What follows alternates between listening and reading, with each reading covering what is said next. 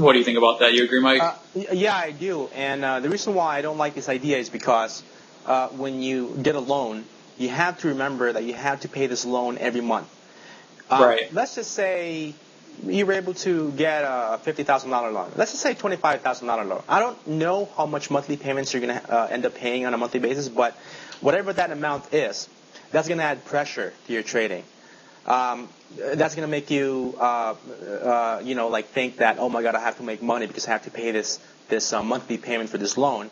And the second thing is that money is not yours. Early on in my trading career, somebody actually had told me, if you're going to trade, make sure you only trade money you can afford to lose. If you get a loan, this money is not yours. You're borrowing it from a bank or from wherever. I don't suggest you do this. If you really love trading, if you really want to get into the world of trading, start off small. It's not very hard for you to save, $3,000, $5,000, right? Right. That's what I did. Exactly. I started out small. Kind of the reason for me wanting to have a larger account was the pattern day trader rule, which is probably the reason that most people would be going out to get a loan in the first place. Right. But actually, when I started trading, I only had around $8,000 in my account, and I was just placing like 2 or 3 day trades a week, and I would place a few swing trades a week. So the pattern day trader rule wouldn't really apply to me. There's ways around it. There's ways to trade. If you're really passionate about it and you're really interested in getting involved, there definitely are ways to trade with, $3,000, $5,000, $8,000. So definitely don't go out and get a loan. On the loan front, there's 2 other things I kind of want to talk about. You started talking about the monthly payments. That's kind of like an overhead. Every single trade that you place, that's going to psychologically mess with your head.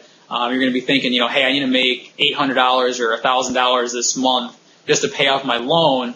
And then that's not including my commissions, my fees, putting food on the table and all that. So definitely not a good idea. Second thing is, I mentioned I kind of looked into a loan at one point.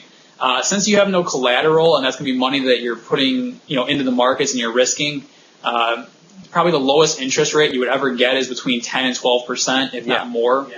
So, it's something that you're just going to be paying out your ears for, and you're going to be paying for it for a long time. So definitely not a very good idea. There are much better ways to trade as an underfunded or a lower funded trader aside from taking out a loan. Yeah. I think the best way to go for, a lot of the people out there, just, try to save as much money as you can and, use that money. Trading, again, going back to that, trading, you have to really treat it as a business.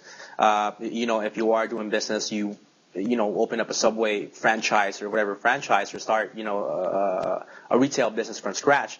I guess one of the key is, try to get your overhead as low as possible. Getting a loan to fund the stock trading account, I think, will probably be the biggest overhead you'll have. Because to start trading, all you need is a computer, maybe internet access. But, imagine if you get a $25,000 loan or more, the more monthly payments you're going to have, the more pressured you're going to be. So it's just not advisable. Okay?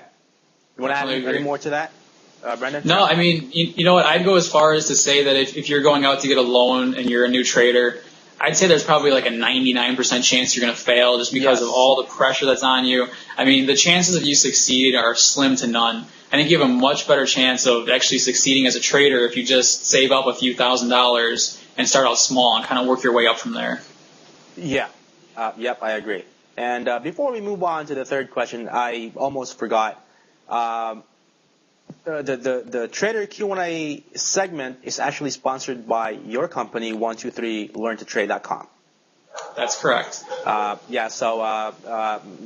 the exchange we're kind of doing right now. You try to give content, and I'll give you, kind of like a free advertising. All right, so third question is, how do I know which trading instrument to trade? Okay, because frankly, is that a lot? Yeah, it depends on what market you're in, first of all. Assuming you're a stock trader, there's thousands of stocks out there. If you go into like the pink sheets and the over-the-counter stocks, there's probably tens of thousands, if not hundreds of thousands. I think it's important to pick a stock that has a good amount of liquidity so you can get in and out of your positions. Something that obviously moves. A lot of penny stocks, a lot of lower volume stocks will be the same price for literally 5 or 10 days at a time before someone places a trade. So Definitely don't want to be in one of those. For me, I pick larger cap stocks. I'm trading like the Apples, Amazon, RIM, the banking stocks, some of those, a couple ETFs that I trade. If you're a newer trader and you're trying to get started, I think it's really important to kind of develop a basket of stocks rather than trying to watch the whole market at one time. So maybe grab, 10 or 20 stocks that you want to trade and try and narrow it down from there. Look for stocks that are moving. Look for stocks that might be trending. Look for stocks, just kind of basic stocks that are in play at the time. What would you say about that, Mike? Do you agree with that? Yeah, I do. And but you know what? I'm actually looking at the other trading instruments out there, including forex, ETFs, commodities, and the other stuff. I guess what you said about the stock trading is good. First of all, I don't really try to trade penny stocks because I tried it and it didn't really work out for me that well. So just like you, I'm trying to trade large cap stocks. A couple of the stocks you mentioned, I do trade also. But I guess going back to the question, and I do really want to get your answer to this. Let's say somebody who is new in trading and he or she doesn't know which one to go with. Maybe focus on ETFs only, forex, options. Before I turn that question back to you, I'm going to go ahead and answer it.